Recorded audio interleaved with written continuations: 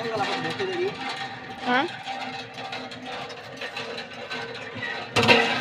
नहीं आएगा भाई। चलो चलो भाई चलो चलो भाई चलो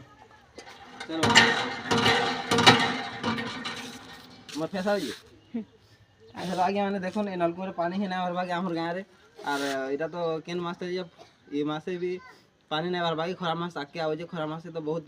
गला वर्ष कना आ 2 वर्ष आगु भी पानी अभाव होता ये जगह रे आमर गाँव रे ये टाइम रे भी पानी अभाव हो सप्लाई पानी दिया है लेकिन सप्लाई पानी फास्ट टाइम खाली ट्रायल कर देजन थोड़े पानी आसी मैला पानी आ से पानी तो पी भी हवा नहीं किसी नहीं बोले आज आमर गाँव एंता नलकूर अभाव हो